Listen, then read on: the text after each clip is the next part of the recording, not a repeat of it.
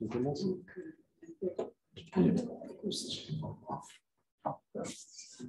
Bien, donc, bonjour à tous. D'abord à tous ceux ici présents, mais aussi à tous ceux qui, depuis chez eux, nous font l'amitié de nous suivre, que grâce soit ici rendue aux technologies modernes.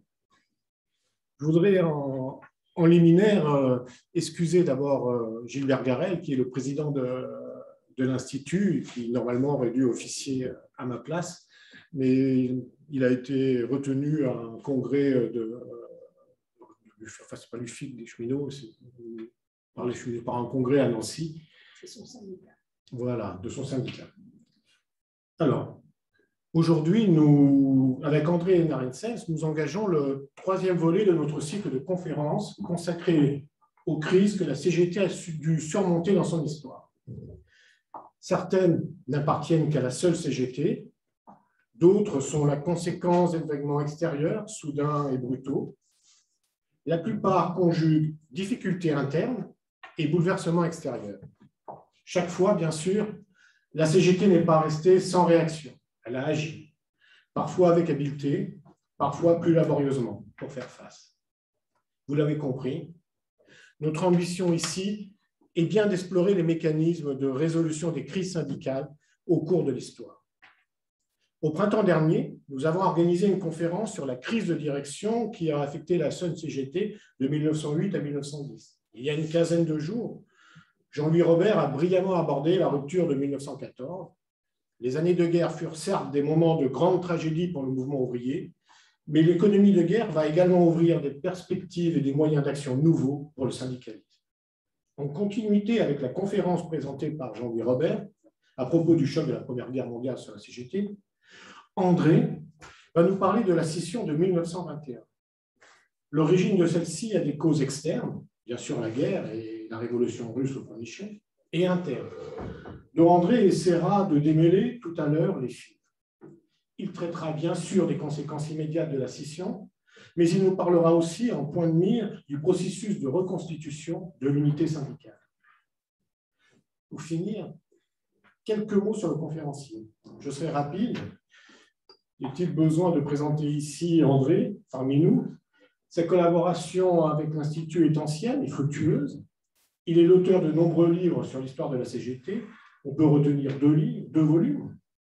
Le premier, CGT et CGTU, de 1935-1936, qui est la restitution critique des 7 réunions, des sténogrammes des 7 réunions qui ont précédé la réunification syndicale.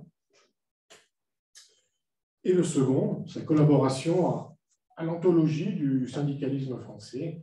Il en a écrit beaucoup d'autres. Le dernier en titre, je crois que c'est Résistance, qui évoque la résistance dans ton pays, à Ney, dans le Béarn. L'exposé d'André va durer environ 1 heure, puis on laissera la place au débat. Le public ici n'aura qu'à lever le doigt, mais ceux qui nous écoutent via Zoom ou Facebook pourront poser des questions également. Dernier mot, car je vois qu'André Piaf est impatient. La prochaine conférence aura lieu le 16 novembre avec Daniel Tartakovsky, qui nous abordera et qui traitera la Seconde Guerre mondiale et ses conséquences pour le syndicalisme. D'accord.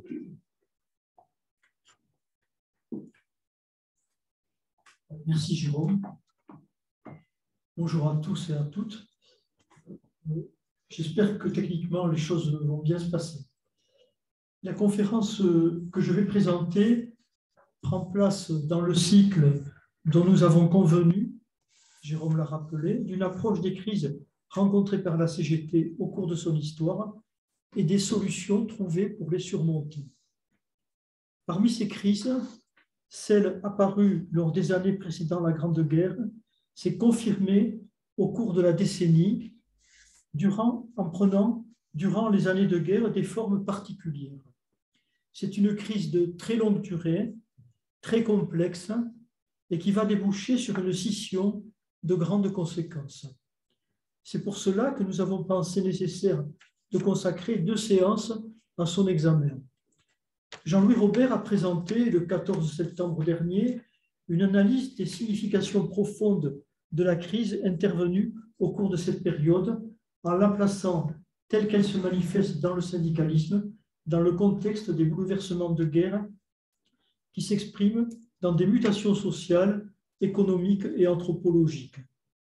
Il a montré comment les majoritaires, qui se regroupent autour de Léon Jouot, ont manœuvré dans le contexte rencontré pour installer la CGT dans des rapports nouveaux avec l'État et tenter de marquer quelques points revendicatifs.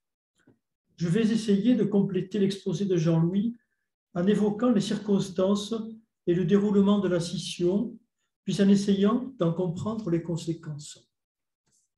Mais je voudrais en préalable à mon propos dire que, préparant cette conférence, j'ai été amené à relire les expressions sur la période parues dans les cahiers de l'Institut d'histoire sociale de la CGT et que, raccordant les divers textes, j'ai été agréablement surpris de constater une grande qualité d'analyse. Cela est en définitive commode, puisque l'on peut aisément se reporter à ces textes pour des approches approfondies.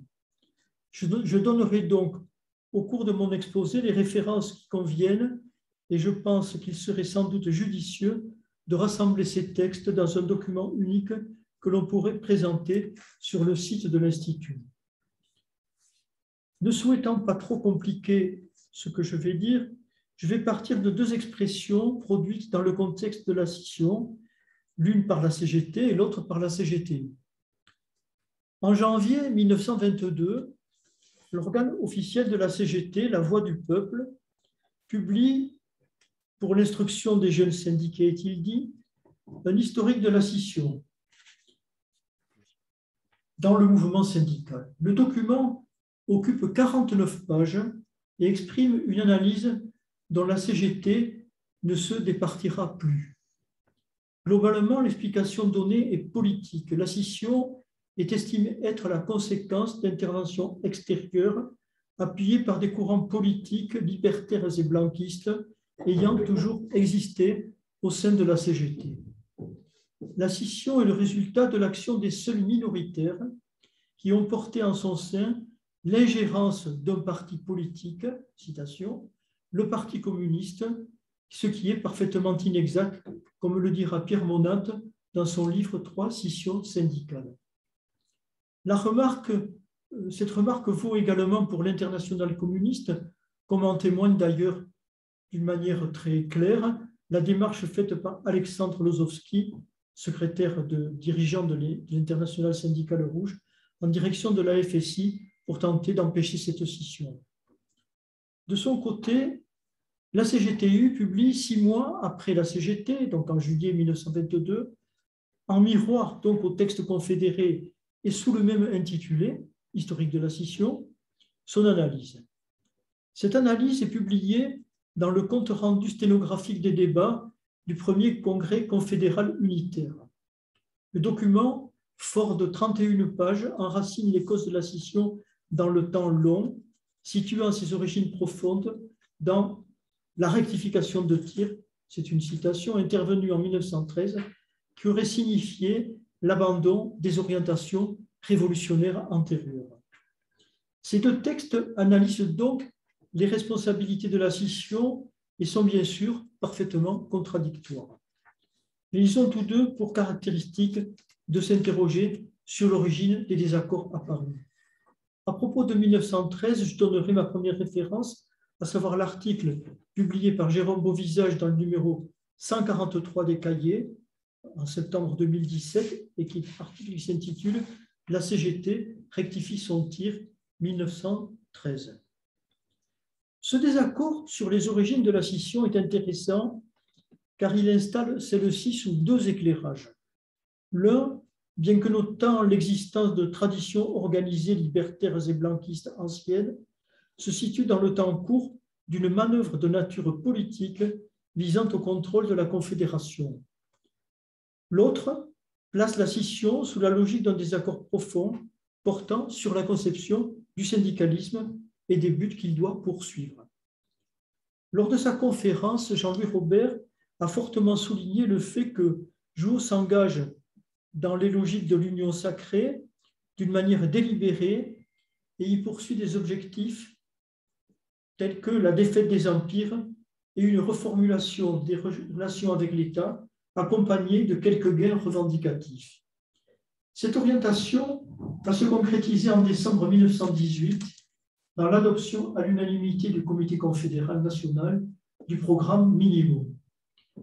S'agissant du programme minimum, je ne m'y attarde pas, mais je donne maintenant ma deuxième référence en renvoyant pour une prise en compte plus exhaustive à l'article de John Horne sur l'origine du réformisme syndical en temps de guerre, publié dans le Mouvement social en 1983, à l'étude pionnière réalisée par Jean-Louis Robert en 1984 et publiée dans le numéro 16 des cahiers d'histoire de l'Institut de recherche marxiste, et à l'exposé très récent rédigé par David Choran dans le numéro 158 des cahiers en juin 2021 sous l'intitulé « Nationaliser les services publics et les industries vitales », un projet novateur de la CGT 1918-1921. Ce débat sur les origines de la scission est situé dans l'immédiat après-coup, mais il prend sens dans les controverses surgies depuis 1914. Les oppositions qui ont porté les désaccords sont assez difficilement lisibles et ne s'expriment dans la vie interne de la Confédération qu'à l'occasion des 3 conférences qui se tiennent au cours de la guerre, c'est-à-dire le 15 août 1915, les 24 et 25 décembre 1916 et les 23 et 25 décembre 1917. Au cours des 2 premières conférences, une minorité s'est dégagée au travers de votes hostiles aux résolutions présentées par le bureau confédéral, c'est-à-dire les majoritaires, qui avalisent l'orientation d'union sacrée. 27 voix contre 72 en 1915, 26 voix contre 99 en 1916. La 3e conférence réunie, je l'ai indiqué en décembre 1917, efface la trace des oppositions suite à une grande manœuvre de Jouhaud qui obtient un vote de quasi-unanimité sur un texte qui se réclame à la fois, dit-il, du président Wilson et de la révolution russe. Pour mesurer la signification de ces votes, il faut avoir à l'esprit que ces conférences ne représentent que très imparfaitement les organisations de la CGT et que la vie démocratique interne est très réduite et reste mystérieuse pour bien des militants. Pierre Monat se fera l'écho de cette situation lors de son intervention au Congrès de Lyon en 1919, au cours duquel il demandera au bureau confédéral que celui-ci confirme sa promesse de, je cite, « la publication des procès-verbaux du comité confédéral durant toute la guerre ». Cette demande, qui ne sera pas satisfaite, exprime un grand besoin de clarification, car la sous-information des militants est d'évidence très importante. Aussi rude qu'ils soient, les débats qui traversent ces conférences ne s'inscrivent jamais dans un horizon scissionniste. Pas plus d'ailleurs que ceux particulièrement violents qui caractérisent le congrès enfin convoqué de juillet 1918. Certes, les questions de la lutte contre la guerre et de l'orientation d'union sacrée forment l'essentiel des débats, mais il faut souligner le fait que les oppositions n'ont jamais prôné le défaitisme révolutionnaire. J'évoque cette question parce qu'elle dirige notre regard vers ce qui a été un événement international majeur, la révolution russe. L'onde de choc issue de l'octobre russe est considérable. Elle va affecter, on le sait, le champ politique, mais aussi le champ syndical.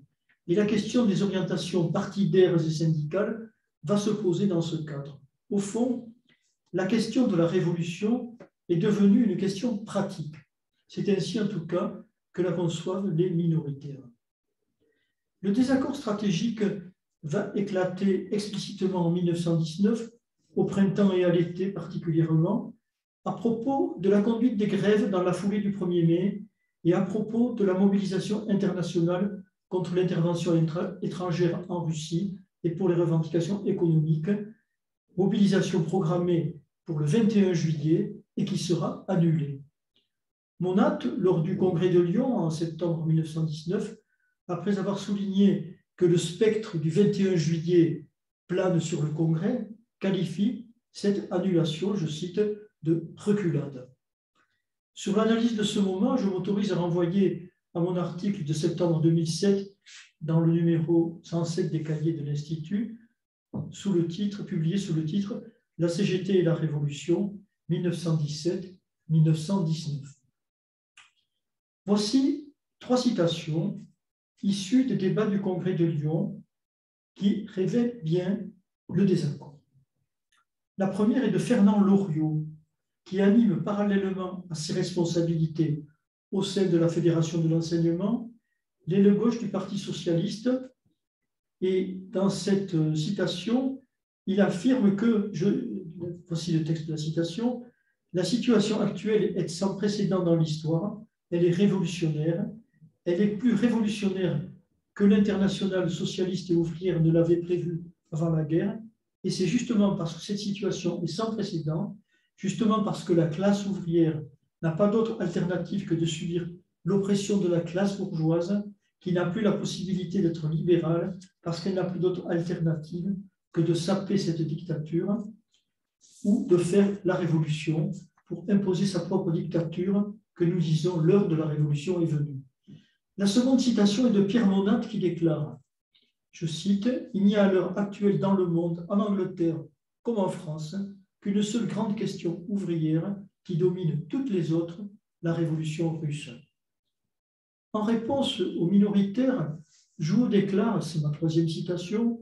et je cite, « Je ne vous condamne pas parce que vous poursuivez la réalisation de la révolution politique. » Et reprenant l'argumentaire traditionnel des syndicalistes révolutionnaires, il ajoute, « Ce qui m'importe de réaliser par la classe ouvrière, c'est la révolution économique. C'est cela qui m'apparaît supérieur, et c'est à cela que je veux travailler. La révolution n'est pas seulement l'acte catastrophique, elle est aussi une longue préparation, le long sapement de la société bourgeoise. » Lors du comité confédéral national de juillet 1919, Jouot avait été encore plus explicite en déclarant « La CGT veut aboutir à des résultats pratiques, pas seulement dans ce que l'on est convenu d'appeler la révolution, en faisant rouler trois grands R. La révolution, on a dit ce matin qu'elle n'était qu'un mot. Oui, parce que pour la plupart d'entre nous, il n'y a rien derrière. Mais que signifie le mot révolution? Est-ce l'acte catastrophique qui détermine l'écroulement du système ou au contraire le lent processus d'évolution qui peu à peu pénètre ce système, l'action qui a sapé un régime et qui, dans le sein même de ce régime, a constitué l'organisme nouveau? On observera au passage l'étonnante tonalité marxiste de cette dernière phrase qui paraît imprégnée des formulations que l'on trouvera dans l'ouvrage de Karl Marx et Friedrich Engels, l'idéologie allemande, et peut-être aussi chez Antonio Gramsci. On le voit, voici établie une divergence fondamentale d'orientation. Il faut choisir, comme le dit dans son histoire de la CGT Michel Dreyfus, entre Lénine et Wilson. Au cours des années 1918-1919, la lutte à ce propos s'avive dans la CGT. Les minoritaires, jusque-là mal organisés, essaient de se regrouper en fondant, sous l'impulsion de Raymond Perica du bâtiment, une minuscule confédération des travailleurs du monde, à laquelle adhérera d'ailleurs Benoît Frachon, puis plus significativement en formant, en octobre 1919, un comité provisoire de syndicats minoritaires adhérant à la CGT qui regroupe 26 syndicats traditionnellement ouverts aux idées de révolution.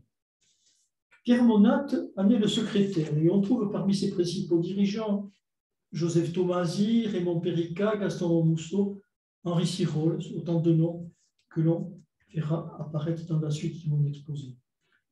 En août 1920, à la veille du congrès d'Orléans, ce comité réunit des congrès régionaux réservés aux syndicats de l'opposition minoritaire. Ces congrès ont lieu à Valence, à Marseille, Paris, Limoges et Bordeaux. Un nouveau pas est franchi au lendemain du congrès d'Orléans, en septembre 1920, avec la création de comités de syndicalistes révolutionnaires qui entendent grouper toutes les forces hostiles à la direction confédérale. Si l'histoire détaillée des CSR est lacunaire, aucune archive n'a été retrouvée, On en connaît néanmoins à peu près la genèse. D'abord surgit au sein de la Fédération de l'enseignement, ils se sont développés au lendemain du Congrès d'Orléans, au cours duquel la minorité a peu progressé en raison des divisions qui la traversent et l'ont empêché de se mettre d'accord sur une stratégie commune. Les CSR expriment le besoin de surmonter cette faiblesse en installant ce qui constitue de fait ce que j'appellerais des structures de front unique des minoritaires. Les CSR s'organisent rapidement. Ils auraient, semble-t-il, regroupé environ 300 000 adhérents. Unis en sous-comités départementaux et fédéraux, ils sont reliés par une commission centrale. Pierre Monat dirige les CSR à leur fondation, mais il passe assez curieusement, on pourra y revenir peut-être, bientôt le relais aux libertaires, notamment à Pierre Besnard, Augustin Quinton et Verdier, dont on ne connaît pas le prénom. La création des CSR et leur rapide développement suscitent une réplique des majoritaires qui sentent monter la vague. En novembre 1920, 2 mois à peine après le congrès d'Orléans, le CCN adopte par 72 voix contre 28 et 23 abstentions une motion présentée par Georges Dumoulin, ancien dirigeant minoritaire, qui déclare citation, que les syndicats qui ont donné leur adhésion de fait au CSR se sont placés dans une position d'hostilité, de scission morale et de désorganisation des forces confédérales et de l'unité de l'internationale syndicale constituée. Il est ajouté que si les exclusions sont prononcées sous ce motif, la CGT n'interviendra pas. Répondant à cette invite, le Conseil fédéral de l'agriculture prononce les premières exclusions de syndicats adhérents au CSR. En février 1921, le CCN confédéré confirme la démarche des exclusions en déclarant, citation, qu'un adhérent au CSR qui se rattachait à Moscou, tout groupement se mettait en dehors de la CGT. Je me dois de dire ici que, contrairement à la position exprimée par Annie Krégel sur la difficulté à connaître la responsabilité principale dans la scission, les faits établissent clairement la détermination des majoritaires à briser l'avancée des minoritaires. Par le citant Annie Krégel, je fais référence à sa grande thèse publiée sous le titre « Aux origines du communisme français 1914-1920 ». J'ai aiguillé mon propos vers les éléments concernant la vie intérieure de la CGT, mais il convient aussi et surtout, d'après Andé, la conjoncture sociale de la période. La statistique annuelle officielle pour 1921 donne 1832 grèves groupant 1 316 559 grévistes. Les journées perdues pour fait de grève s'élèvent pour leur part à 23 112 000. Ces mouvements se sont essentiellement déroulés au cours du premier semestre 1921. Et Robert Brécy, dans son livre « Le mouvement syndical en France 1871-1921 », relève qu'ils ont souvent revêtu un aspect révolutionnaire. En février-mars, la région lyonnaise s'est embrasée. Les tisseurs et les miseurs du Nord et les métallurgistes de l'Est sont passés à l'action. Les grèves de cheminots de janvier-février et d'avril-mai occupent une place prépondérante. Au sein de la Fédération des cheminots, dans la foulée de la grève de février, les révolutionnaires l'ont emporté. Et le 25 avril, le Congrès fédéral, sous l'impulsion de la nouvelle direction, a décidé d'appeler à la grève générale pour le 1er mai en revendiquant la suppression des poursuites judiciaires, la réintégration des révoqués et la reconnaissance du droit syndical. Afin d'obtenir le soutien de la Confédération, la revendication de nationalisation a été ajoutée. La CGT refuse un appui massif et simultané à la grève et entend organiser ce qu'elle appelle des vagues d'assaut successives. Les mineurs, les dockers, les marins, puis les métaux et le bâtiment entrent quelques jours après dans la lutte, mais les autres corporations ne s'engagent pas. La répression s'abat sur les dirigeants cheminots qui sont incarcérés à la Santé et Lucien Lidol se réfugie en Suisse.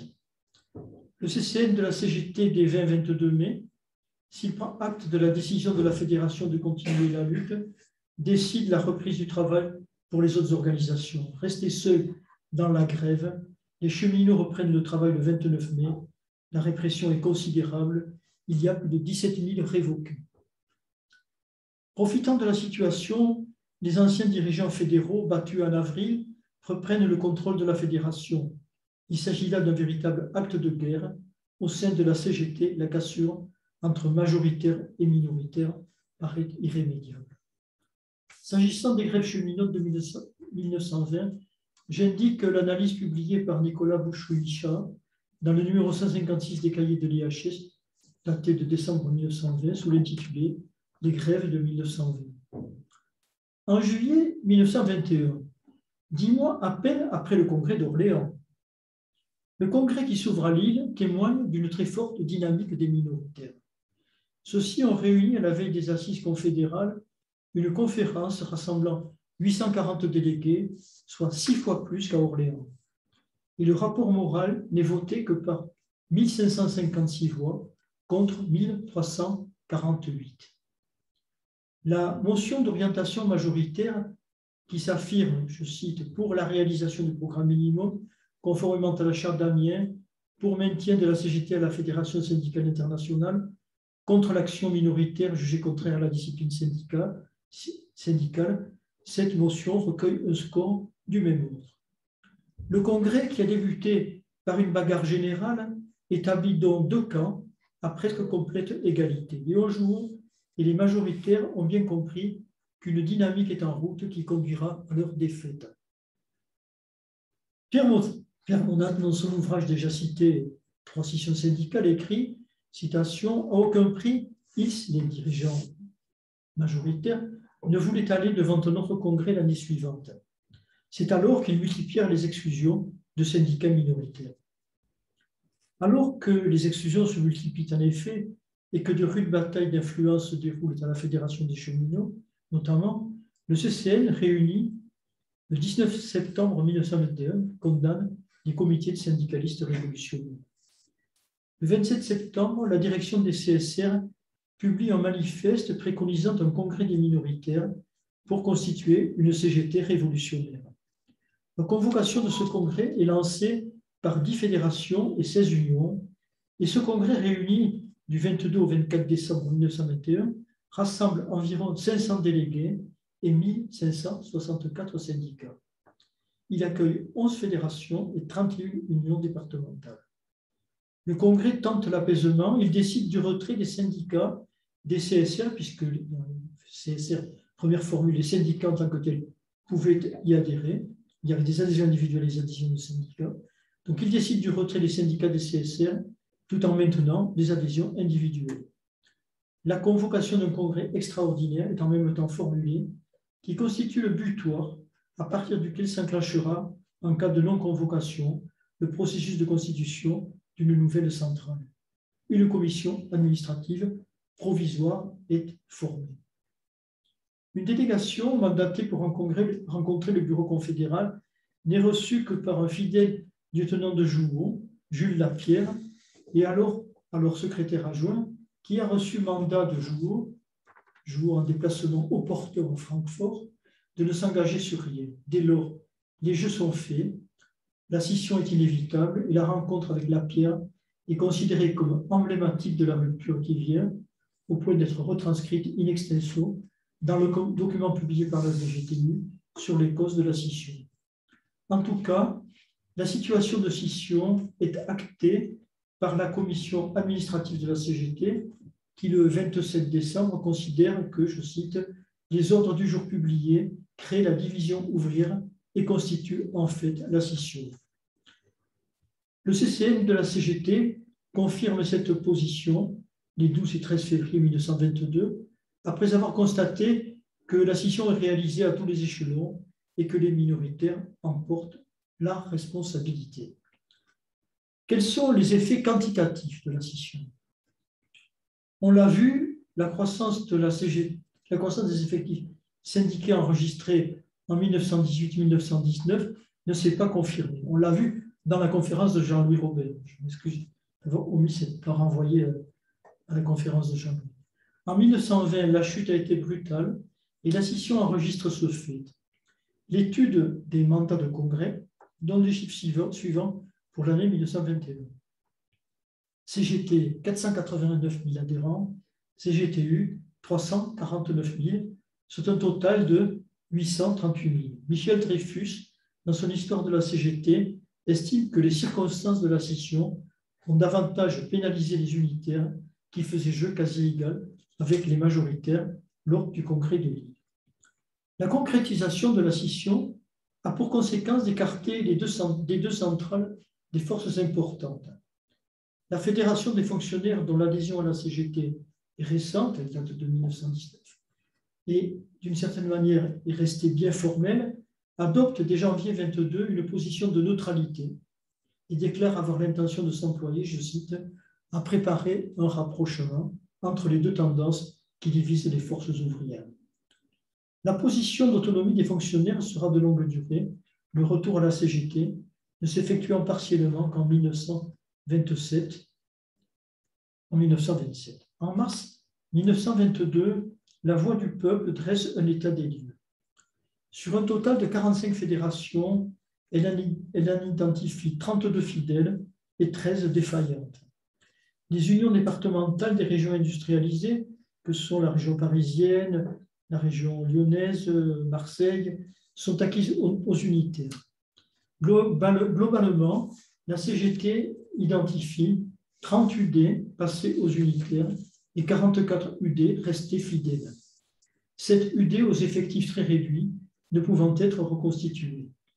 Cet état des lieux ne concerne que les grandes structures que sont les fédérations et les unions départementales, et la situation à des niveaux inférieurs, celle des syndicats notamment, n'est pas bien connue aujourd'hui. En tout cas, les empreintes de scission vont s'avérer durables. Quels sont en effet les effets qualitatifs de la scission? Chaque centrale va affronter la nouvelle situation dans des conditions différentes. La CGT dispose d'un fort contrôle de l'appareil et, débarrassée de ses opposants, va tenter de faire vivre le syndicalisme qu'elle défend.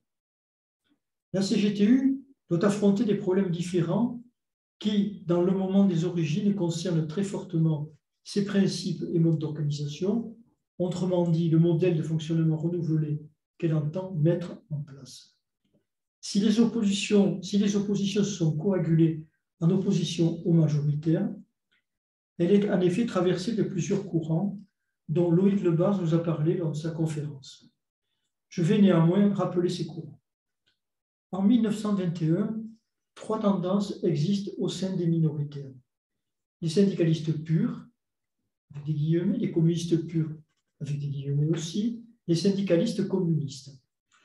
Les syndicalistes purs sont les principales figures, dont les principales figures sont Augustin Quinton, qui est secrétaire de l'UD du Calvados et dirigeant des CSR, verrier du bâtiment, et Pierre Besnard, cheminot révoqué et futur créateur de la CGT révolutionnaire, poussent à la scission et se revendiquent des traditions libertaires d'avant-guerre, celles des minorités agissantes notamment.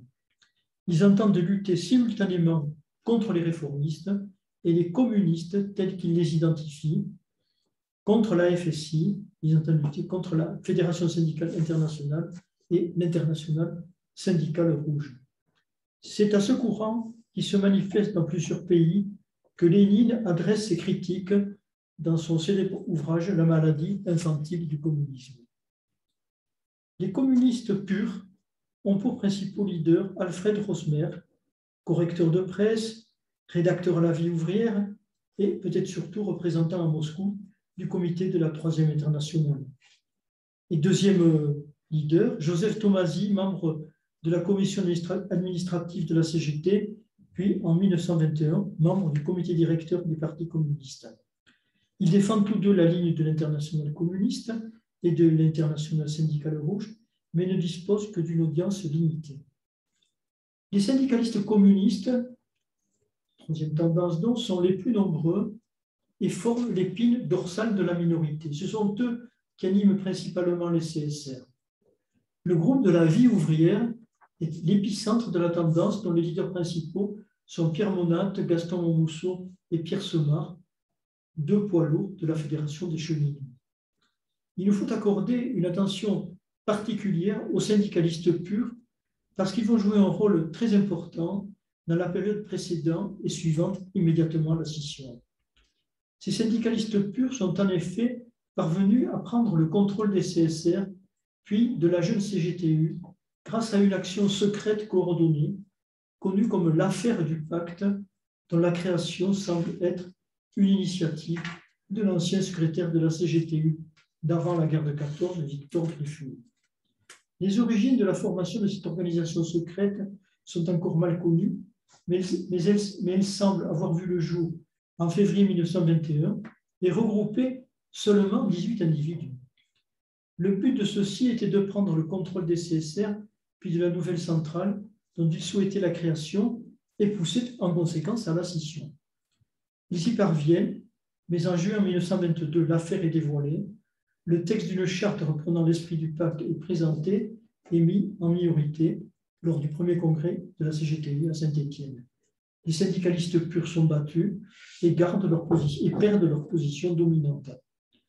On doit aussi noter que l'adhésion à l'internationale syndicale rouge est réalisée en mars 1923, adhésion qui installe, malgré des ambiguïtés subsistantes, la CGTU dans une identité fortifiée. Sur le pacte des anarchistes, j'indique une référence au texte que j'ai publié dans les cahiers de l'IHS en mars 2006, sous un intitulé éponyme, le pacte des anarchistes. Sur l'adhésion à l'ISR, on peut globalement se reporter également à un texte publié par moi dans le numéro spécial des cahiers d'octobre 2017, intitulé 1917, la révolution russe et le syndicalisme français, regard. La scission a-t-elle été une modalité de sortie de la crise syndicale? Si l'on se réfère aux indications de Jean-Louis Robert dans sa conférence du 14 septembre, la réponse est négative. Non seulement l'acuité des divisions a conduit à la montée des tensions, jusqu'à la séparation, mais une situation durable de division, ce fait est nouveau depuis la création de la CGT en 1895, s'est mise en place. Alors même que la syndicalisation dans la CGT et la CGTU, les deux additionnées, s'établit en 1921 à 838 000 adhérents, elle atteint dans l'entre-deux-guerres un maximum de 956 000 en 1926, puis elle tombe à 755 000 en 1934. À cette date, la CGT retrouve à peine ses effectifs de 1921 et la CGTU a perdu 25% de ses effectifs des origines. Autant dire que ni l'une ni l'autre des deux centrales n'a emporté le soutien des travailleurs. La CGT, au sein de laquelle les fonctionnaires et les agents des services publics occupent une place prépondérante, n'a pas modifié la trajectoire initiée au cours de la guerre et a perduré dans sa logique de présence, recherchant en permanence, avec plus ou moins de succès, des relations avec les institutions de tout niveau, privilégiant en parallèle la négociation sur l'affrontement. Mais elle a été tenue en échec sur les ambitions formulées par le programme minimum. Le Conseil économique du travail n'a pu être mis en place selon la conception syndicale et les idées de nationalisation industrialisée n'ont pas été reprises. La réforme des assurances sociales que la CGT a soutenue présente dans les faits des résultats, somme toute, bien décevants. Malgré ces échecs ou difficultés, la CGT persiste en s'inscrivant au début des années 30 et en réponse à la crise économique et à celle des institutions politiques, à proposer une démarche de même sens que l'on dira dans le langage du temps, planiste, qui trouvera à s'appliquer très partiellement au moment du Front populaire. La CGTU, pour ce qui la concerne, a été confrontée à d'autres défis et difficultés. Elle a été pensée comme un outillage de révolution, mais la révolution n'a pas été au rendez-vous. Il lui a donc fallu s'adapter, non sans réticence et hésitation, à la période où la perspective révolutionnaire espérée s'est évanouie. Elle a engagé beaucoup de réflexions et de mise en pratique d'orientations nouvelles. Elle a travaillé à réorganiser la structuration syndicale, faisant souvent de nécessité vertu selon les forces organisées, réfléchir à un syndicalisme à base multiple, tenter de rompre avec l'institutionnalisation des structures, animer la conflictualité sociale dans une période pourtant marquée par assez peu de grèves. Elle a mis en place un internationalisme actif dans les faits et un engagement anti-impérialiste conséquent. Elle a aussi travaillé avec acharnement, un acharnement obstiné en direction de la main-d'œuvre étrangère. On l'a vu avec la conférence de Maria Meriggi il y a peu. Elle a développé beaucoup d'efforts pour organiser des travailleurs des moins qualifiés et a lutté contre la rationalisation capitaliste et contre le fascisme. Elle s'est inscrite dans une relation très forte, allant jusqu'à des mécanismes organiques avec le Parti communiste et a pour une grande part dépendu des orientations de celui-ci. Cette relation s'est établie dans une recherche constante de renouvellement d'un syndicalisme de mobilisation qui a aussi traversé des épisodes sectaires marqués par l'activisme et une subordination aux impulsions du parti. Et surtout, peut-être, elle a formé des cadres syndicaux, éduqués par toutes ces expériences et qui s'avéreront de grande qualité en révélant toute leur potentialité lors de la séquence du Front populaire. La scission intervenue en 1921-1922 pose dans les faits la vieille crise d'orientation comme un fait durable. Et cette crise, qui se confirme aussi longtemps, trouvera pourtant sa solution au bout de 14 années. Le processus de réunification entrepris en octobre 1934 traite en effet des vieilles questions soulevées, mais ces dernières sont revisitées dans le contexte de l'urgence antifasciste et des évolutions politiques que provoque celle-ci.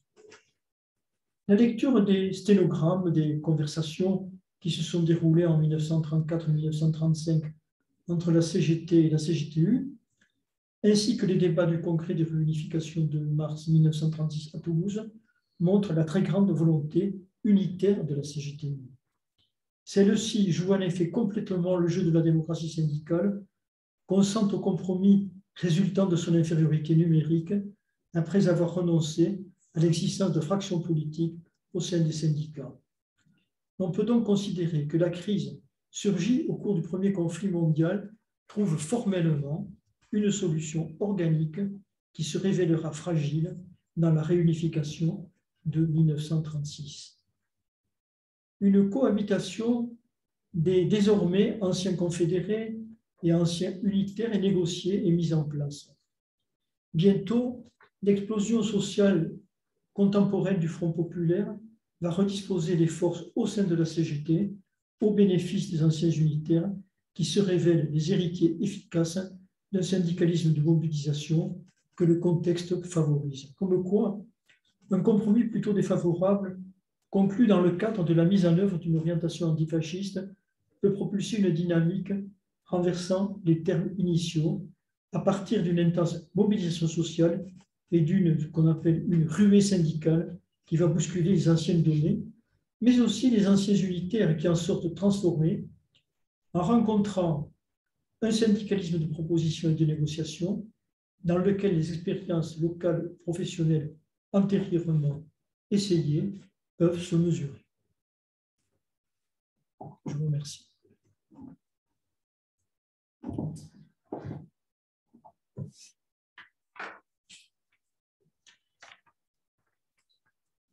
Merci André pour ton exposé. Je pense que tu as balayé effectivement toute la période. C'est un exercice difficile, hein, incontestablement.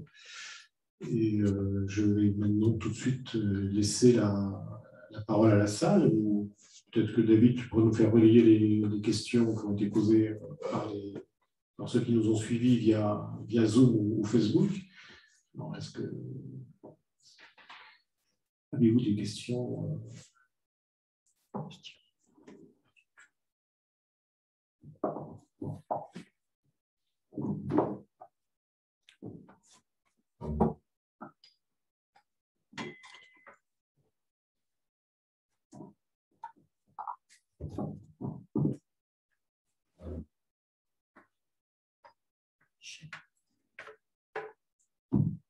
Michel, tu as une question?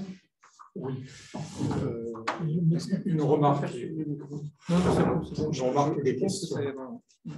C'est que ce qu'on a bien vu en écoutant André, c'est qu'on est vraiment dans cette charnière, fin des années 10 et années 20, dans une période où tout le monde expérimente.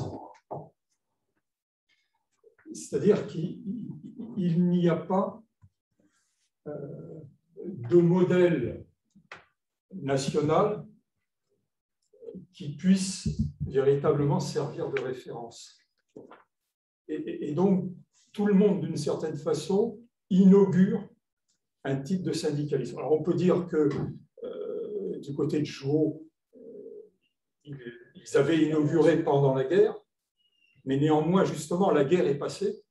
Et on s'installe dans une longue période de paix, et donc on ne peut pas, même s'il y a eu une expérience de politique de présence, dire qu'ils ne font que continuer. Ne serait-ce que parce qu'en face, enfin, plus exactement à côté, ils n'ont plus tellement d'interlocuteurs qui soient prêts à leur faire une place dans une politique de présence. Et c'est un peu le drame des confédérés, en tout cas jusqu'aux années 30. Donc, ce qui est vraiment tout à fait intéressant dans cette crise et la manière d'en sortir, c'est que chacun va essayer de trouver et va en même temps expérimenter ce qui marche et ce qui ne marche pas. Et je trouve que ce que tu as dit sur la manière dont ce qu'on n'attendait pas sur un syndicalisme de réalisation, quand il se trouve porté par une mobilisation, deviennent efficaces aussi sur ce terrain est quelque chose de tout à fait intéressant. Mais en même temps, ce qui inaugure la période, c'est quand même une scission, en fait, durable. Parce qu'il y a bien la parenthèse, parce que c'est une parenthèse, 3 ans, de la réunification, mais c'est une réunification dans laquelle, et là, André, tu as beaucoup travaillé là-dessus, mais tu l'as un peu dit maintenant aussi, les unitaires font le maximum de concessions. Alors, ils font des concessions, pourquoi? Ça sera encore une autre histoire, mais on ne peut pas te dire aujourd'hui. Et après, ça redémarre en 1939. Il y a une réunification en 1943 qui n'est pas plus sincère que la précédente, et ça ne tient pas. Donc, on est quand même dans un moment où la CGT, qui avait pu être une maison commune, pour reprendre une expression, jusqu'en 1914, malgré des tensions très fortes, très vives, n'est plus la seule organisation confédérée, en dehors même de l'existence de la CFTC. Et ça, c'est quelque chose que l'on n'a pas quitté jusqu'à aujourd'hui. Et donc là, on expérimente aussi la scission, on expérimente au passage les procédures de scission. J'ai beaucoup aimé ce que tu as rappelé sur se mettre en dehors de l'organisation. C'est une expression qui sortira et sera réutilisée de nombreuses fois. Et au fond, on en est toujours là. Sauf que, et c'est peut-être là qu'est la question, il me semble qu'au départ, on est sur une scission qui est d'ordre véritablement stratégique par rapport à la transformation sociale, qui reproduit dans le mouvement syndical, au fond, des questions qui intéressent aussi les partis ouvriers, et que, chemin faisant, avec les décantations qui se produisent, ça devient de plus en plus, j'exagère les choses, une scission politique, pour ne pas dire partisane.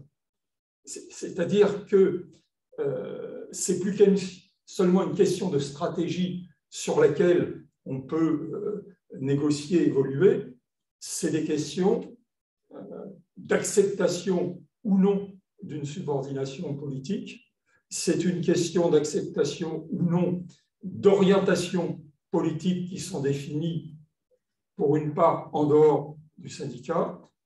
Et à partir de ce moment-là, ça se rigidifie et ça devient très difficile à surmonter. Alors, elle est là, ma question.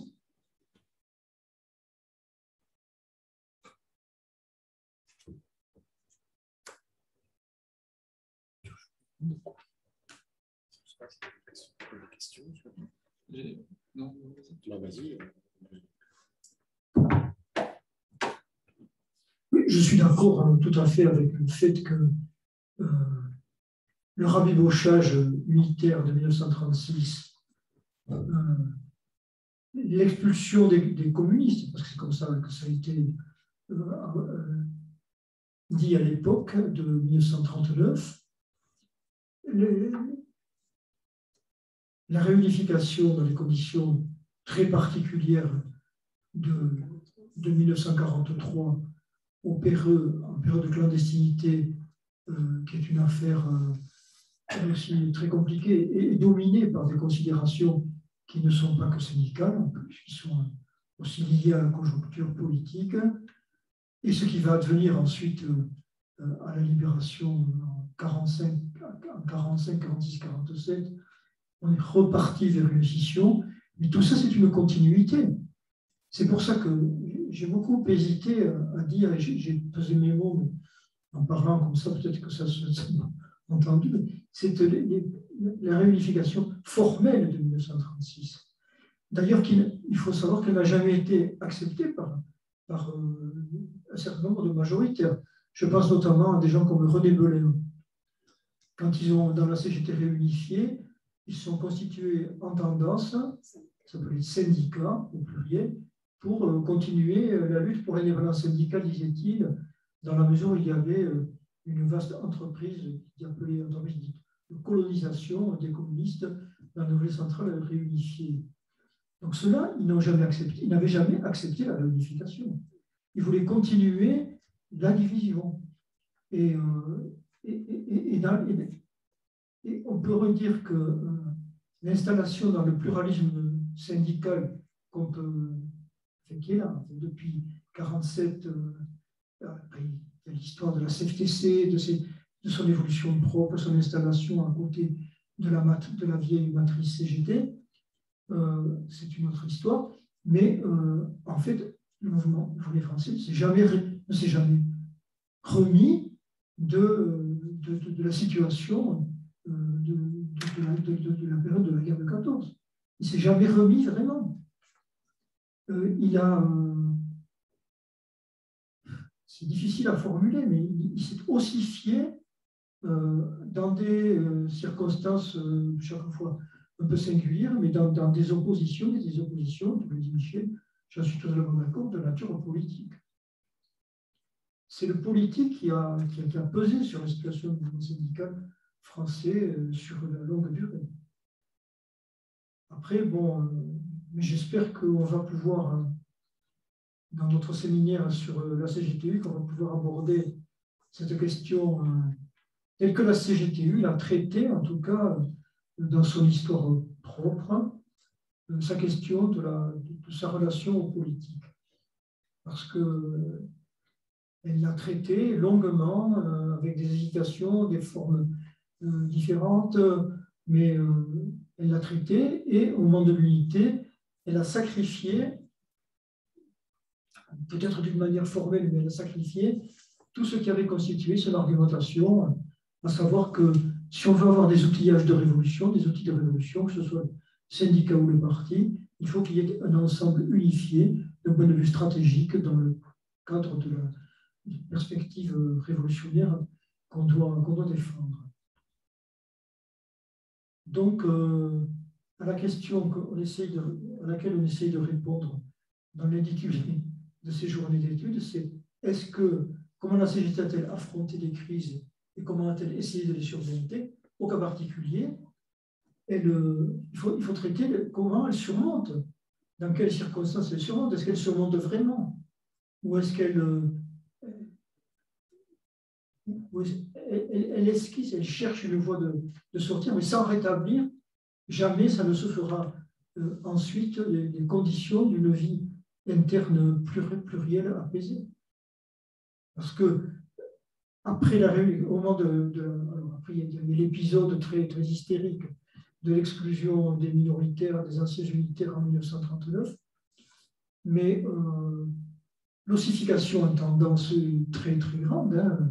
Le syndicat, ils ont un hebdomadaire, il faut lire la presse de syndicat, et elle est dirigée par des gens qui vont avoir un destin assez particulier, puisqu'ils vont tous finir à Vichy, hein, ils vont finir, ça soulève d'autres questions, d'autres dimensions dans la réflexion.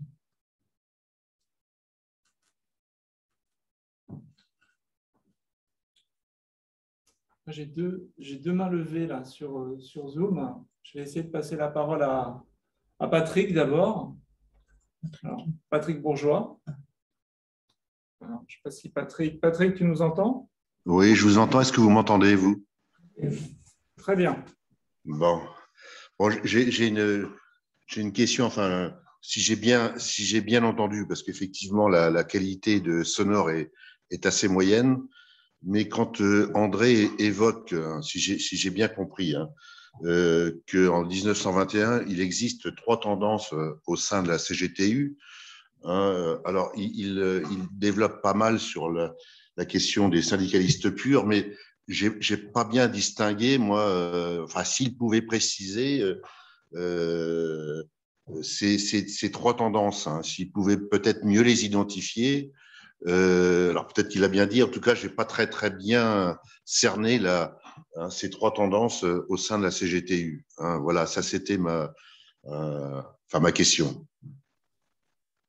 Mais je ne suis pas sûr d'avoir tout bien entendu dans ce qu'a évoqué André. Merci Patrick. Je vais enchaîner avec une deuxième question. J'ai Maryse Dumas aussi qui voudrait parler. Donc Maryse, il faut que tu remettes ton micro, Maryse. Est-ce que vous m'entendez? Oui, parfaitement. Bon, très bien. Alors, bonjour à toutes et tous et merci à André. Je voudrais reprendre son idée qu'on est sur des conférences sur les questions de sortie de crise. Et donc, moi, je voulais poser la question de l'attitude dans les luttes. J'ai travaillé il y a quelque temps sur le conflit des dames employées de la Poste qui a duré de 1925 de 1925 à 1935. Les dames employées de la Poste revendiquant l'égalité des salaires avec les commis qui étaient des hommes. Et pour organiser leur lutte, elles avaient créé la Ligue des dames. Et cette Ligue des dames, elle prévoyait que toutes les femmes pouvaient y adhérer, quel que soit leur champ de syndicalisation, c'est-à-dire qu'elles soient adhérentes à la CGT, à la CGTU ou bien non syndiquées. Bon, le conflit s'est mené et la CGT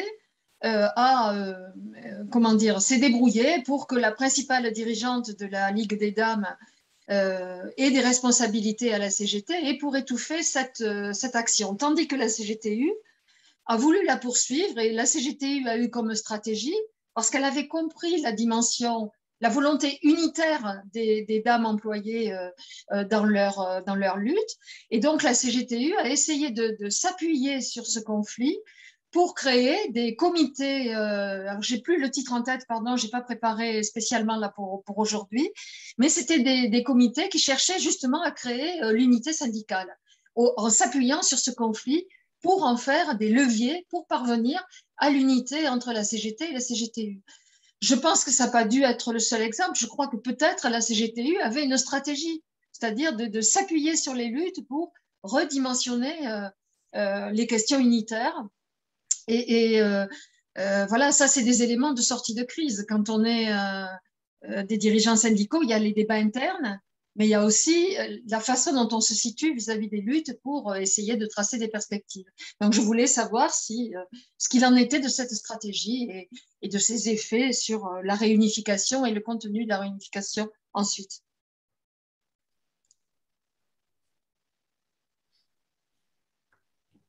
à Patrick peut-être une réponse, mais qui ne va peut-être pas le satisfaire complètement.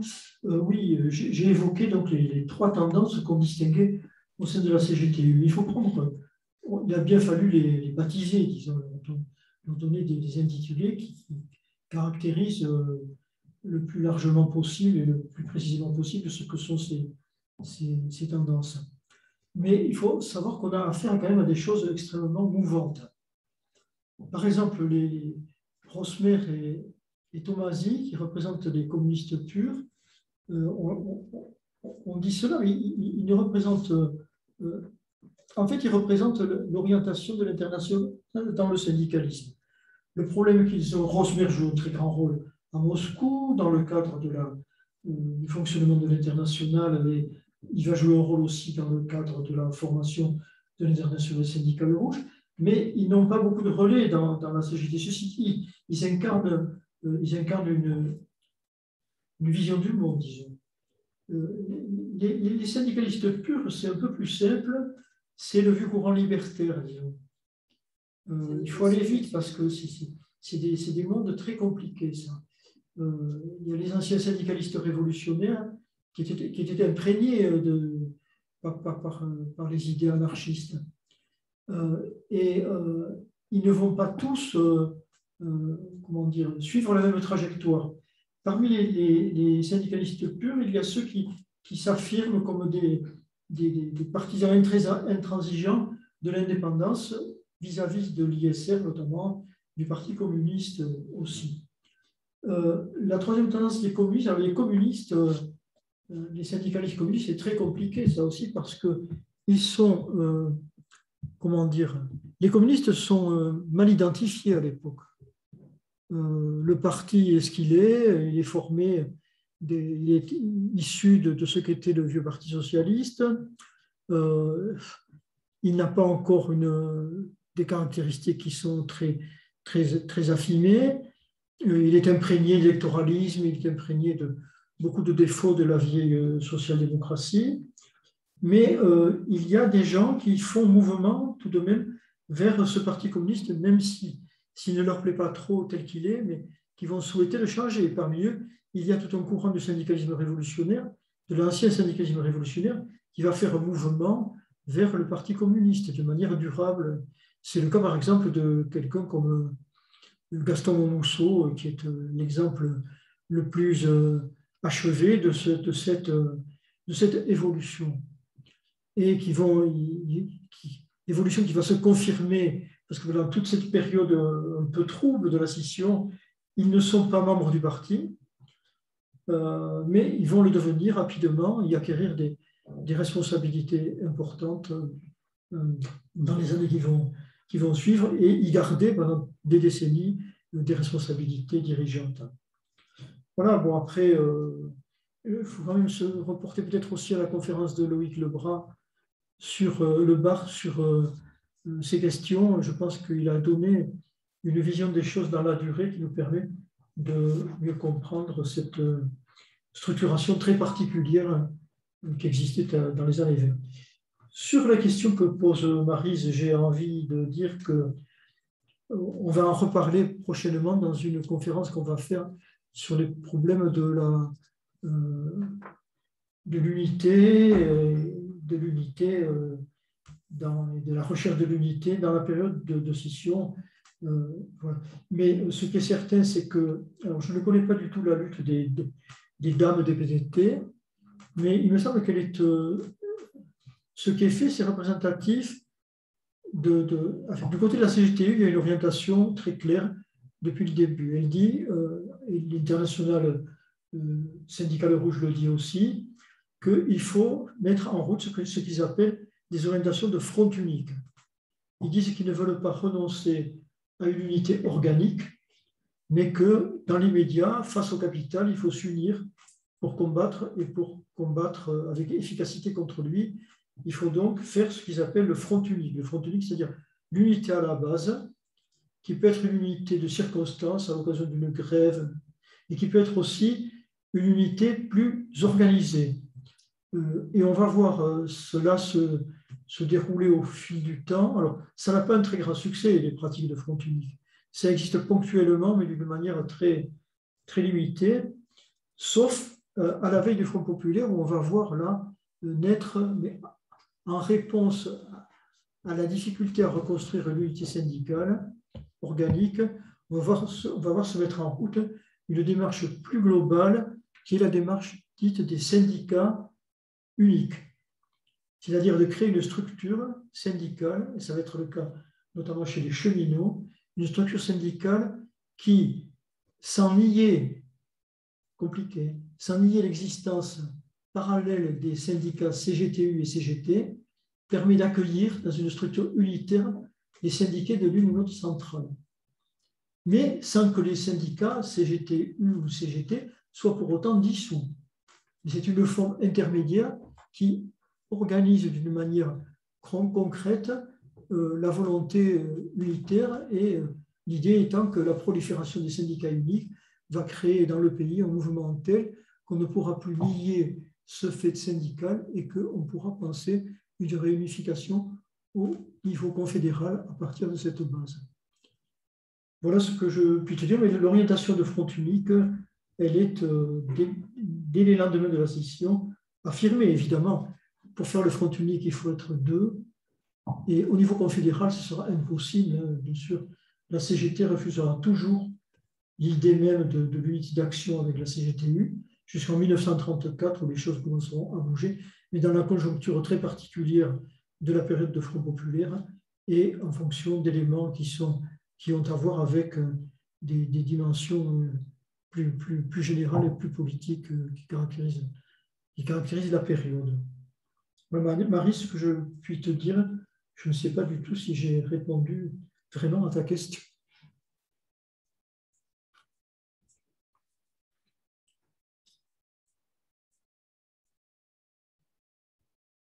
Je n'ai pas d'autres questions du côté de Zoom. Moi, j'en ai peut-être une, André, je me permets, sur les chiffres, en fait, parce que pour justifier en fait de la crise, en fait, de la crise qui dure suite à la scission, tu as donné quelques chiffres d'adhérents, des adhérents. Tu as évoqué de mémoire 900 000 et 750 000 à peu près en 1929. En disant que c'était et comparer ça par rapport à 1921. Mais enfin moi, comme ça, a priori, je me dis, c'est quand même des chiffres intéressants. Enfin, c'est pas si mauvais que ça en fait. Et est-ce qu'il y a une justification à comparer ça avec 21, qui est quand même une année un peu exceptionnelle? Finalement, on a quand même deux organisations qui sont quand même qui gardent un grand nombre d'adhérents en fait. Donc voilà, parce que c'est vrai que ça correspond à un moment creux. La fin des années 20, enfin un moment creux, et à la fois, quand je t'écoute, je me dis, finalement, 900 000, c'est quand même pas si mal que ça, enfin, ne serait-ce que comparé avec l'avant-première guerre mondiale, en fait. Donc, voilà, donc est-ce que... Voilà, ça reste globalement un syndicalisme peu important. Important, parce que j'ai les chiffres de la décennie... la CGT, 490 000 en 21 et 490 000 en 34. Mais en 21, après 21, elle perd les fonctionnaires. Elle reprend les fonctionnaires ensuite, en 27. Elle va monter à 577 000 en 1930. Et elle va reperdre ensuite. Il y a les impacts de crise aussi, je veux dire. Et la CGTU, elle a une courbe différente. Elle a une petite montée, une montée assez importante jusqu'en 26, mais ensuite, elle est en chute permanente. Dans la dernière période, elle perd beaucoup d'adhérents. Beaucoup. Et c'est une des causes d'ailleurs qui pousse à la réunification aussi. Parce que Frachon et les dirigeants de la CGTU, ils sont très conscients de la difficulté. Et l'Internationale syndicale rouge et l'Internationale communiste, ils sont très inquiets aussi de l'évolution négative des effectifs de la CGTU. Globalement, il n'y a pas de... Écoute, tu as 40 entre les deux centrales confondues, il manque 40 000 syndiqués rapportés en 1921. C'est une situation qui révèle une faiblesse d'organisation du syndicalisme. Il faut voir, mais ça, tout à l'heure, je l'ai évoqué en disant que, par exemple, dans la CGTU, il y a eu un très grand problème de la discussion et des décisions qui ont été prises s'agissant de la structuration de la CGTU. On avait dans la vieille CGT, c'était la structure syndicale, elle collait aux divisions administratives. Un département, une UD. Après, tout le débat sur l'organisation des fédérations. Parce qu'on part quand même des origines, c'est le syndicalisme de métier, beaucoup de fédérations microscopiques qui ne fonctionnent pas. La CGT elle-même va procéder à des fusions de fédérations, elle va essayer de mettre fin à cette dispersion, mais elle va garder tout le temps cette organisation, fédération traditionnelle, bien que reconstruite, sur des modèles peu ou pro achevés de fédération d'industrie, mais qui restent très marqués par le passé syndicalisme de métier. La CGTU, elle va avoir d'autres difficultés. D'abord, elle n'est pas présente d'une manière homogène sur tout le territoire. Il y a des problèmes. Alors, il y a deux choses. D'une part, elle a des difficultés à faire coller une structure qui serait une structure reprise du vieux modèle CGT, c'est-à-dire une structure par département. Il y a des départements où elle n'existe pas, où elle existe d'une manière tellement faible. Alors, on a des expédients du style, oui, d'abord des unions interdépartementales, puis des unions régionales. Donc elle va arriver, je crois que c'est 49 unions régionales. Michel, il connaît très bien. Au départ, c'est 27. 27. Alors après, elle développe aussi l'idée que le syndicalisme qu'elle entend mettre en œuvre n'est pas un syndicalisme qui doit être appuyé sur des données institutionnelles, mais il doit s'appuyer sur ce qu'elle appelle les champs économiques, quoi. Les bassins d'emploi. C'est un syndicalisme de bassins d'emploi. C'est-à-dire là où il n'y a pas de classe ouvrière suffisante, on n'organise rien, quoi. On ne met pas un truc artificiel qui serait là parce qu'en face, il y a un interlocuteur administratif. Non. Et c'est aussi une stratégie, c'est une recherche stratégique, alors c'est dit plus ou moins, mais ils essaient de mettre en œuvre une stratégie de grève coordonnée à plusieurs reprises. Il doit y avoir une organisation du prolétariat autant que possible dans les bassins d'emploi, et à partir de là, une stratégie de grève qui doivent, si elles se coordonnent bien, aboutir un jour à des poussées revendicatives de caractère radical, disons, qui permettraient d'envisager une vraie grève générale prolétarienne. Je simplifie, mais Michel, toi, tu as étudié ça très bien, tu connais bien. J'ai peut-être dit des bêtises.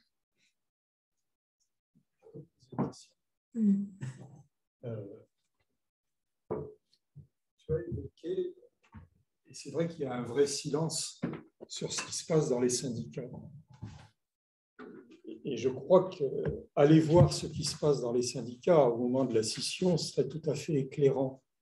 Parce que dans les syndicats,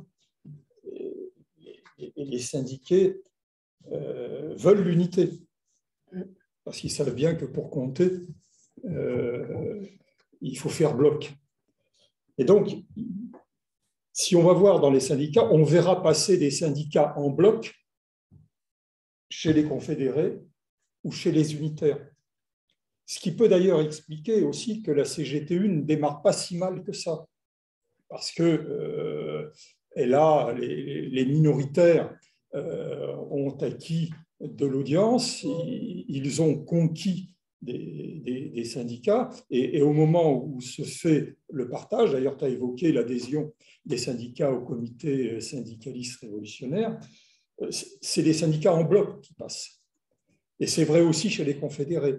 Et pendant toute une période, les unitaires ne songent pas à créer des syndicats unitaires concurrents des confédérés, parce qu'ils pensent que ça ne réussira pas. Et c'est un peu aussi la même chose chez les confédérés. Mais comme la scission s'installe, à ce moment-là, chaque organisation va essayer de créer son appendice, même si c'est un syndicat extrêmement minoritaire. Mais ça serait intéressant de voir quand même de plus près Et de ce côté-là, les congrès donnent une image un peu déformée de ce qui se passe à la base. Et je ne veux pas déflorer ce qu'on dira sur les dockers, mais j'ai des cas où, par exemple à Dunkerque, en fait, confédérés et unitaires sont dans le même syndicat. Certaines années, c'est les unitaires qui le dirigent, d'autres années, ce sont les confédérés. Donc, la bagarre a lieu entre eux, mais ils sont néanmoins face aux manutentionnaires, aux entreprises de manutention, le même syndicat. Et bon, ça, je l'ai bien vu, mais j'ai vu la même chose également dans le Cher. Au fief, grand fief unitaire, sauf que si on y regarde de près, oui, les unitaires ont emporté la partie, mais parce qu'ils ont aussi maintenu dans leur syndicat des confédérés qui ont accepté d'y rester, certes, mais on s'arrange localement et on a parfois quelques problèmes avec la direction centrale unitaire qui trouve que les arrangements qui se font chez les bûcherons ou même chez les métallos ne sont pas d'une très grande clarté organisationnelle, hein, et à juste titre. Alors avec le temps, évidemment, ça ne peut pas durer éternellement, parce que la scission constamment est rappelée, et ça finit par, évidemment, créer des structures qui s'opposent. Mais pendant un certain temps, justement, peut-être jusqu'aux années 26, à la base, c'est plus compliqué. Je voulais simplement poser la question, quelles sont les conséquences sur les salariés eux-mêmes? Parce que j'ai souvenir qu'à cette époque-là, il y a 18 000 cheminots qui sont révoqués. Est-ce que c'est en lien aussi avec cette scission, CGT-CGTU, ou ça n'a rien à voir? J'aurais tendance à penser que ça a quand même quelque chose à voir. C'est les conséquences de la grève. Ils sont révoqués à cause de la grève des deux grèves successives, la grève de février et la grève d'avril-mai. Et c'est la source d'un très grand désaccord. Je l'ai dit peut-être trop vite, mais c'est là que se fait la grande cassure politique entre syndicats et entre unitaires et majoritaires. Parce que la tactique, ce qui est discuté, c'est la tactique des grèves, c'est-à-dire les buts que se fixe la grève, ce que j'ai essayé d'esquisser au travers du débat sur la Révolution, quelle orientation donner aux grèves de l'époque. Et c'est difficile aujourd'hui de se remettre dans l'esprit des questions posées alors, mais il y a quand même une espérance, une croyance, vraiment une conviction profonde qu'il est possible de déclencher une offensive révolutionnaire telle qu'elle renverse le pouvoir, qui est une orientation dirigée vers la prise du pouvoir. Le modèle et la lecture qui est faite de l'octobre russe, c'est ça quand même. C'est qu'il est possible quelque part, et ils ont l'exemple sous les yeux en Russie, ils ont gagné. Ils le croient, mais très fermement. Je pense qu'il y a des éléments subjectifs très forts dans la période. Un type comme Monat, qui va être un syndicaliste plutôt modéré à la fin de sa vie, ou même au milieu de sa vie, il croit dur comme fer à ça. C'est pour ça qu'il va vers le Parti communiste, c'est pour ça que lui qui va ensuite être un grand pourfendeur, un grand défenseur de l'indépendance syndicale, il est quand même à l'origine de la réflexion sur la mise en place de fractions communistes dans les syndicats, ce qu'on appelle à l'époque, ce qu'il appelle lui les commissions syndicales, qui ont pour objectif de donner dans le syndicat l'orientation révolutionnaire. Il y a tout ça, c'est des outillages de révolution. Et ils ont ça va durer jusqu'en 1923, ça c'est jusqu'à l'effondrement de l'octobre allemand. Mais il y a dans toute l'Europe une grande, alors sans doute illusion, en tout cas il y a une grande espérance aussi d'avoir une conjoncture globale qui, dans la foulée de la révolution russe, permet d'envisager des succès révolutionnaires ailleurs. Et je crois que quand on lit les débats de l'époque, aujourd'hui, évidemment, on est distancié par rapport à toutes ces choses-là, mais quand on lit la passion qui est mise pour défendre les positions, même le vocabulaire, qui est un vocabulaire extrêmement dur, extrêmement clivant, extrêmement rude, c'est l'expression de cette vision des possibles. Et voilà, il me semble que j'ai du mal, toujours discuter avec Michel, je lui dis, c'est très difficile, je disais comme ça, c'est très difficile à expliquer parce que c'est très vieux. En définitive, il y a un siècle maintenant. Et ça est très vieux, et comment on a une difficulté à rentrer dans les passions de l'époque. On a un regard froid, en plus on a l'histoire qui a déroulé ces leçons, disons, et on a du mal à se mettre dans la peau, parce qu'il y a des dimensions subjectives très fortes, je crois, dans ça. Et d'ailleurs, on va le retrouver dans les sténogrammes des conversations CGTU de 34-35. Il y a un moment donné, dans un sténogramme, il y a quelqu'un qui dit qu'il rappelle l'état d'esprit dans lequel ils se sont rencontrés pour la première fois, c'est-à-dire en octobre 1934. Et il dit nous regardions comme des chiens de faïence, nous avons mis les pieds, ça s'est passé à la CGT, à l'école de la CGT. C'était terrible, quoi, de revenir sur le territoire de l'ennemi, c'était ça, pour faire l'unité, c'était ça l'objectif. Et il dit on se regardait comme des chiens de faïence, on n'osait pas se parler, on se demandait qu'est-ce qu'on pouvait dire, jusqu'où. Il y avait une crise des relations humaines subjectives de militants qui était extrêmement forte. Et je crois que dans toute cette période, ces éléments subjectifs, ils ont beaucoup compté. Et après, bon, étant entendu qu'ensuite, au fil du temps, quand même, se sont créées des cultures. Il ne sont pas que des cultures d'hostilité des uns par rapport aux autres, mais aussi des cultures de pratique.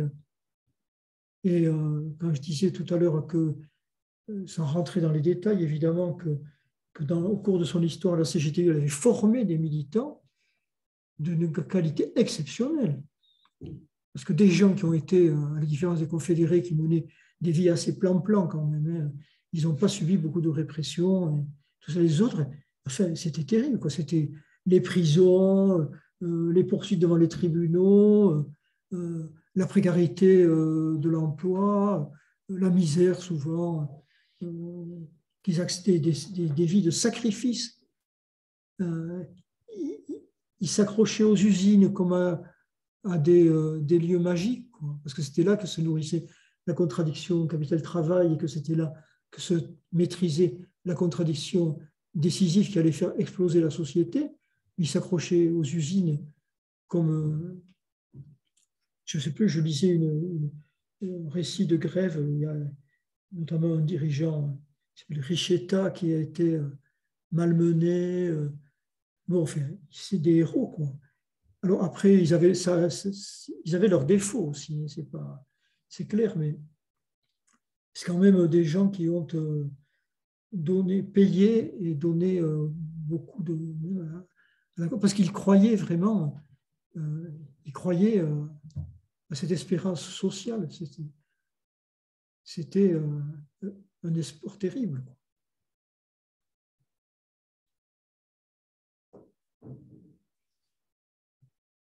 André, ouais, j'ai une question encore de Jonathan Benmoyal. Alors, à propos des anciens leaders syndicalistes des années 1900, il voulait savoir en fait quel rôle ils avaient pu jouer dans cette crise et cette scission. D'avant 1900. Ouais, plutôt les leaders les grands leaders syndicaux des années 1900, pardon.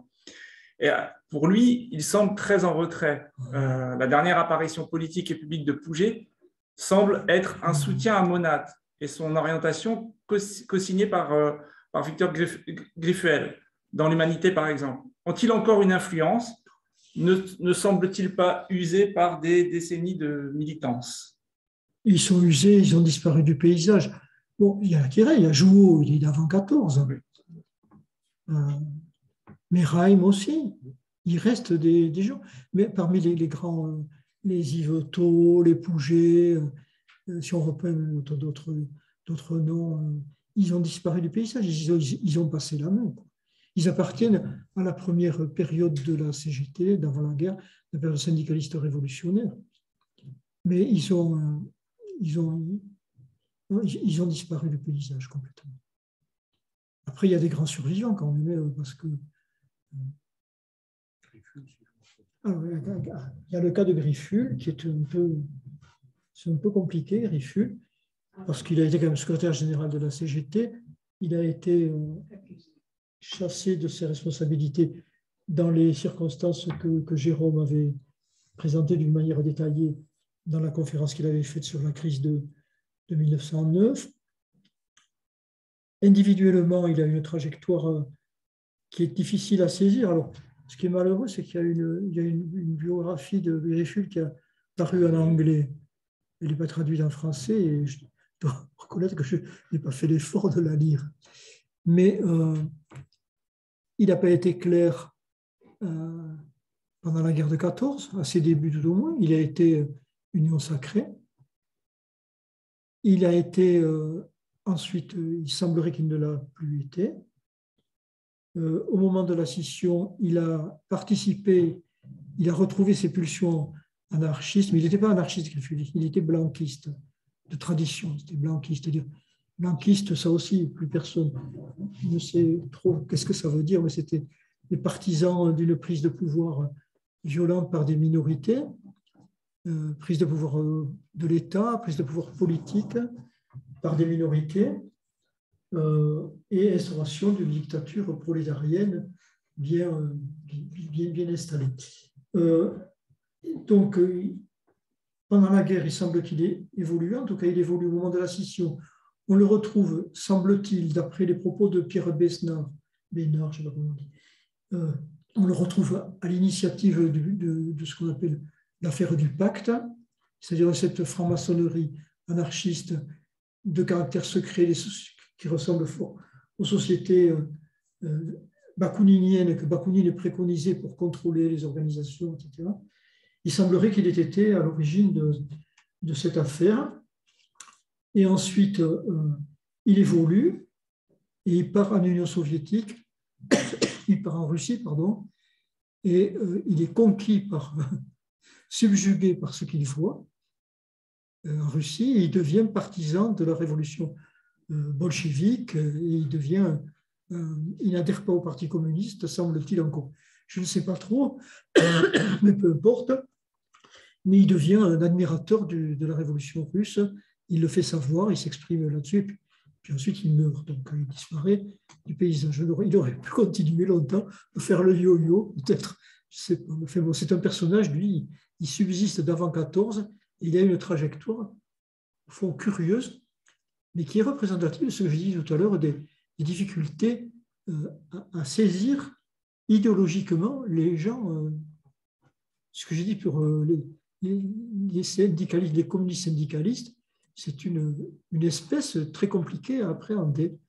Et Grifful, peut-être qu'il se situe à la fin de sa vie dans cette mouvance.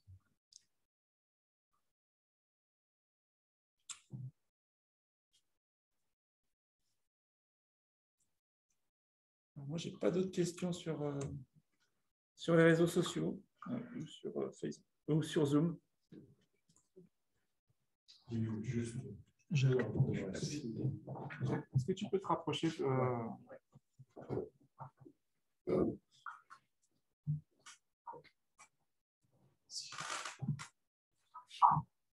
Oui, juste une observation.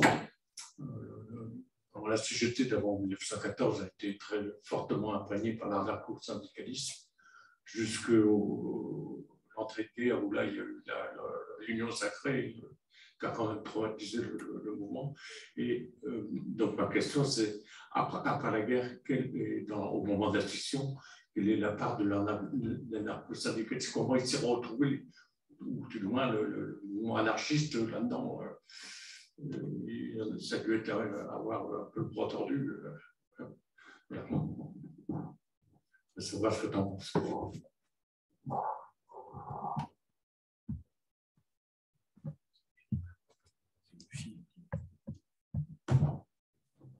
Moi, je me sers très peu de la notion d'anarcho-syndicaliste, parce que je préfère parler de syndicalistes révolutionnaires. Je sens que c'est plus juste, parce que les anarcho-syndicalistes, c'est des anarchistes qui pensent qu'il faut utiliser le syndicalisme dans un seul objectif, c'est-à-dire la destruction de l'État. Ils ont l'État comme obsession, il faut faire disparaître l'État, l'attaquer, vider sa substance, etc. Les syndicalistes révolutionnaires, évidemment, ils sont aussi très inquiétés par la question de l'État. Et ils n'ont pas tendance ils combattent aussi dans ce champ.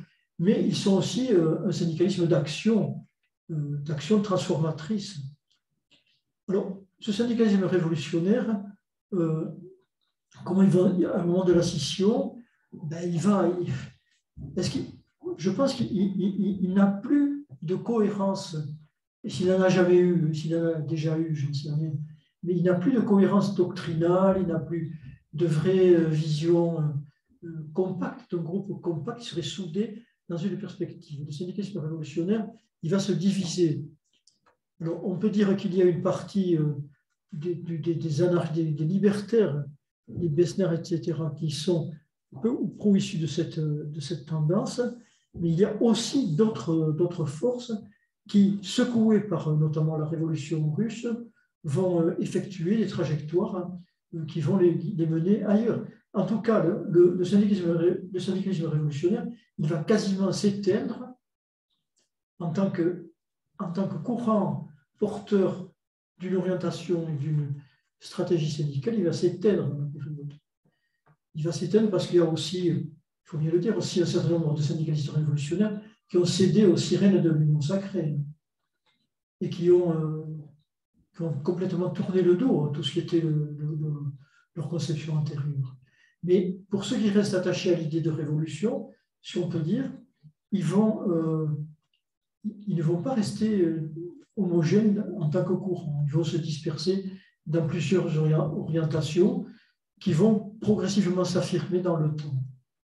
Je pense que des gens comme Montmousseau, je l'ai cité à plusieurs reprises parce qu'il était vraiment emblématique de cette évolution.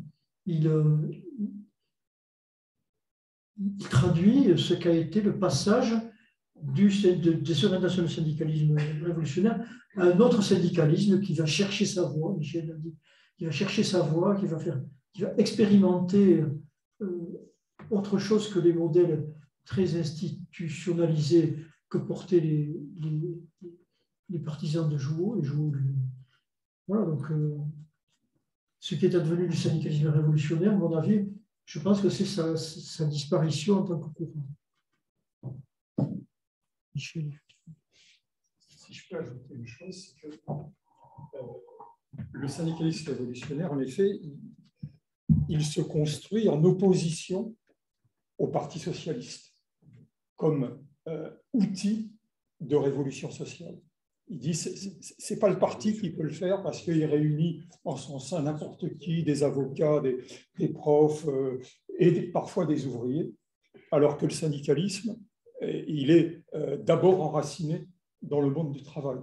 Et une révolution sociale ne pourra se faire qu'avec des gens qui sont issus de là. Et nous, syndicalistes, comme nous y sommes enracinés par définition, nous sommes à la fois le parti ouvrier, ils le disent, et le transformateur de la société. Et alors, du coup, effectivement, alors, André l'a bien dit tout à l'heure, vu de France, ce qui se passe en Russie, pour beaucoup de syndicalistes révolutionnaires, ceux qui ne sont pas passés du côté de l'Union sacrée, au fond, les soviets, c'est les syndicats. Et pour eux, ce n'est pas le parti bolchevique qui a pris le pouvoir, ce sont les soviets. Et précisément pour les syndicalistes révolutionnaires, pour eux, ça ressemble. Alors, ils ne savent pas tout ce qui se passe et tout, mais pour eux, d'abord, ils ont fait la révolution.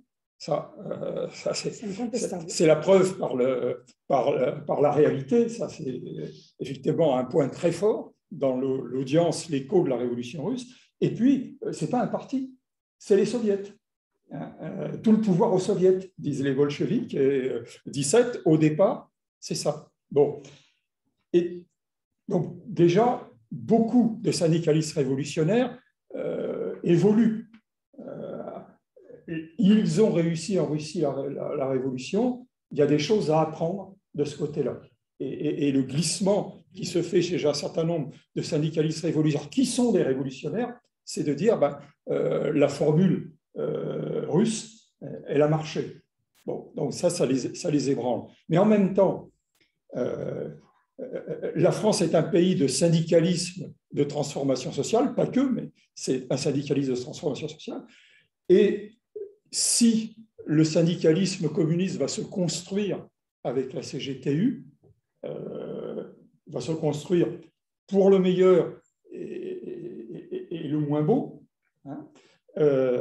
il n'empêche, il est dans une organisation qui se réclame de la transformation sociale. C'est-à-dire qu'il amène avec lui, ce syndicalisme communiste, des éléments issus du syndicalisme révolutionnaire. Le syndicalisme révolutionnaire n'est plus structuré, mais le syndicalisme communiste en France charrie avec lui bien des éléments du syndicalisme révolutionnaire. Alors, avec lui ou autour de lui.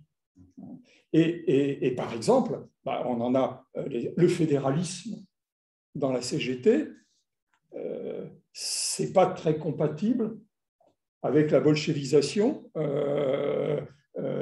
que essaie de mettre en œuvre Moscou et le Parti communiste. Et pourtant, le fédéralisme, c'est quelque chose qui s'est prolongé jusqu'à aujourd'hui. C'est un héritage du syndicalisme révolutionnaire. Et ce n'est pas le moindre dans sa CGT. Mais dans toutes les périodes où, en quelque sorte, sur le syndicalisme communiste, le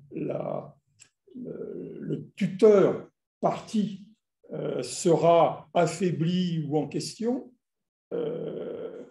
se développera dans la CGT des éléments de syndicalisme révolutionnaire.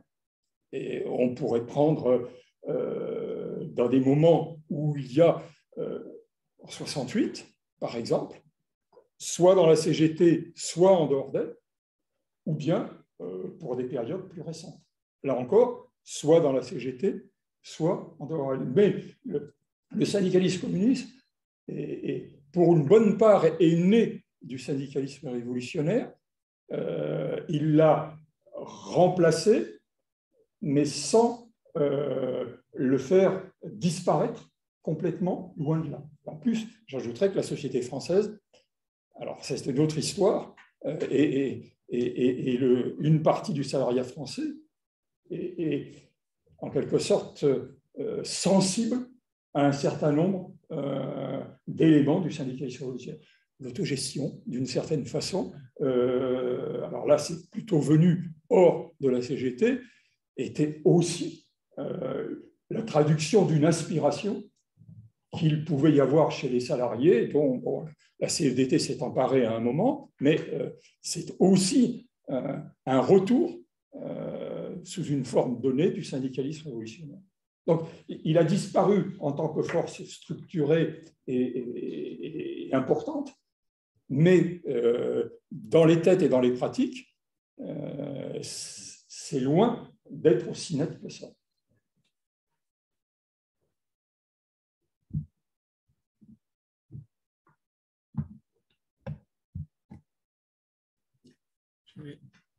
Une petite question de Jonathan encore. Que deviennent les CSR après la scission? L'activité est-elle importante? Ils disparaissent. Ils disparaissent? Mais oui, c'est un outillage c'est un outillage des minoritaires. C'est leur manière de... tout à l'heure, j'ai essayé une formule qui peut être contestée, disant que c'était des structures de front unique des minoritaires. C'est-à-dire que compte tenu, je vais vous dire par là que compte tenu des hétérogénéités idéologiques et de conception qui caractérisaient les minoritaires, les CSR étaient des lieux de construction de l'unité de ces différences. Et une fois la CGTU créée, la scission faite, les CSR n'ont plus de raison d'être, ils disparaissent. Ce qui devient l'enjeu, c'est le contrôle de la CGTU. Et dans un premier temps, il fallait contrôler les CSR pour faire la scission. Et une fois la scission faite, il fallait contrôler la CGTU. Et donc, la bataille s'est ouverte dans cette perspective.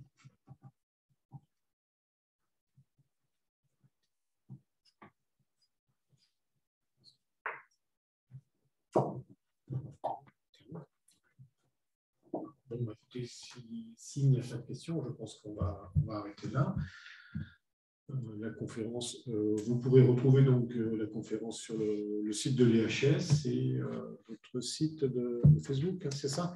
Oui, Facebook et YouTube. Là. Et YouTube. Hein, donc, je ne sais pas trop la différence. Mais... voilà, donc vous pourrez retrouver, vous pourrez la réécouter tranquillement. L'ensemble des débats et l'intervention d'André. Rendez-vous le 16 avec et Daniel. Oui. Et donc, la prochaine conférence du cycle aura lieu donc le 16 novembre avec Daniel Tarnavsky. Donc, ce sera le choc externe de la Seconde Guerre mondiale également, quand le syndicat y fera face.